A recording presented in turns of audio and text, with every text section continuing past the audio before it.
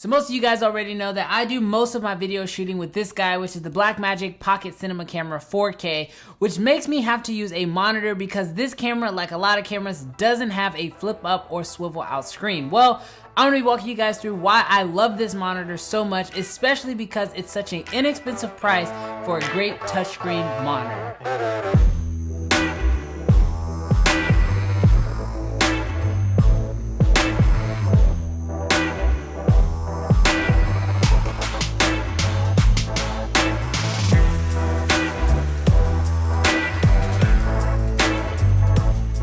What's good, creative fan? Brandon Washington here. First of all, if you're brand new to the channel, definitely consider hitting that subscribe button because this channel is all about filmmaking gear, tips, and tutorials. But in today's video, we're going to be taking a look at this guy here, which is the Feelworld F6 5.5-inch on-camera touchscreen monitor.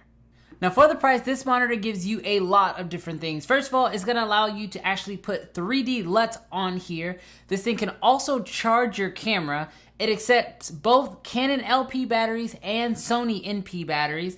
There's a headphone jack on this guy. There is an SD card slot, but that's really only for accepting those 3D LUTs like I talked about already. There's an HDMI in and out on here. And then lastly, this thing does come with a bracket to allow you to actually attach it to the top of your camera. So I've had this monitor now for quite a bit of time, and I've been able to kind of use it a lot with the Blackmagic Pocket Cinema camera. And so one big question that I normally have to kind of answer when it comes to using this monitor is, what is it really like using a monitor?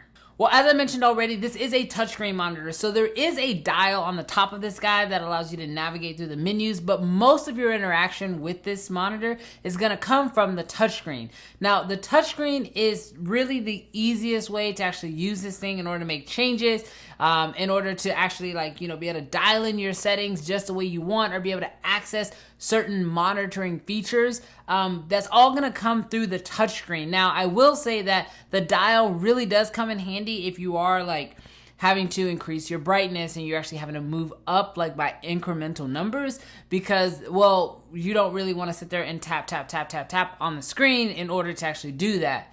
But one big thing that also comes into the fact with any monitor is, well, what is actually on the monitor? What good does the monitor give you?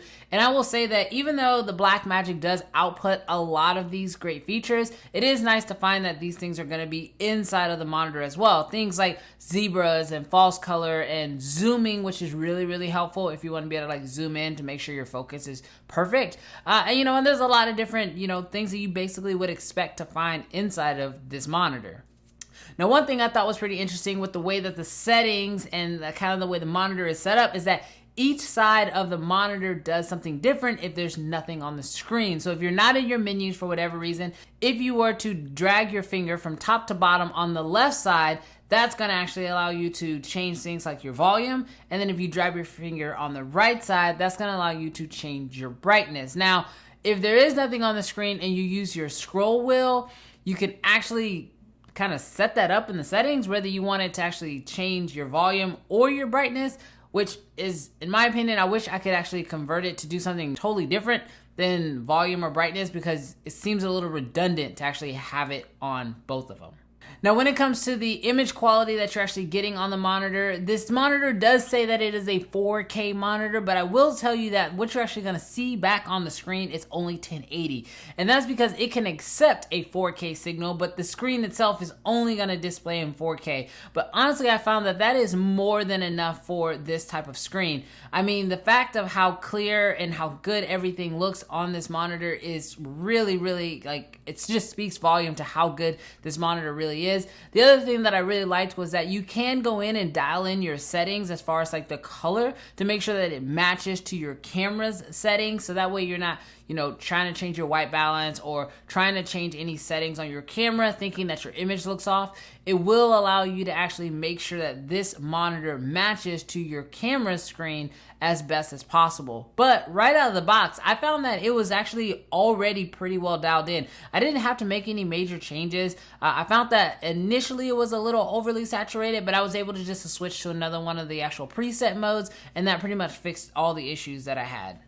Now, one big caveat I will say, and this is something that has pretty much been the standard with pretty much all Feelworld monitors that I've ever tested, which I have tested a few of them here on this channel, is that even when this monitor is turned off, if you have a battery in here, be cautious because it still drains battery. You'll actually notice that when a battery is in on this thing, that there's a little indicator light to actually let you know that the monitor is turned off, which seems kind of counterintuitive to me because that little indicator light drains the battery and ultimately will kill your battery even if you're not using the monitor. The other big issue that I ran into with this monitor is the placement for the headphone jack. Now, I personally never use the headphone jack on the monitor, but if you are someone who's thinking about using the headphone jack on the monitor, if you mount anything to the bottom of this thing, I have found that the headphone jack legitimately is just obstructed. Like, you can't use it. I mean, in this situation, you guys can see I actually have my camera built out in this nice little cage. I've got my monitor attached here at the bottom so I can swivel at this point. But the headphone jack is actually right down here, which means I can't access it. So luckily my camera has a headphone jack, but I know that there's some cameras out there that don't have headphone jacks. And if you're gonna kind of put this monitor in a cage like this, I really think it would have been better for them to put the headphone jack maybe on the side or even on the top, somewhere where it's not gonna get in the way. Unlike right now, the headphone jack is down here and there's really no way to access it. You know, other than those 2 or 3 little gripes that I have about this monitor, other than that, it's a really, really good monitor. Like I said, you know, the headphone jack really isn't an issue for me because I just monitor my audio from the camera itself. I actually find that it's better to monitor your audio from the camera itself, so you're pretty much better off going that way. I mean, of course, this monitor is not a recorder, even though it does have the SD card slot. Again, that SD card slot is strictly for importing LUTs, but if you have a camera like this that can actually output the LUTs externally, you don't even need that either, but it is a nice little add-on. All in all, this is a really great monitor. Like I said, I've been using it with the Blackmagic for a while now, and it's pretty much my go-to monitor if I don't need to record. Now, if you do need to record externally for whatever reason, obviously you're going to have to look at another option. As of right now, from what I'm pretty sure, Feelworld doesn't have any monitors that are also recorders.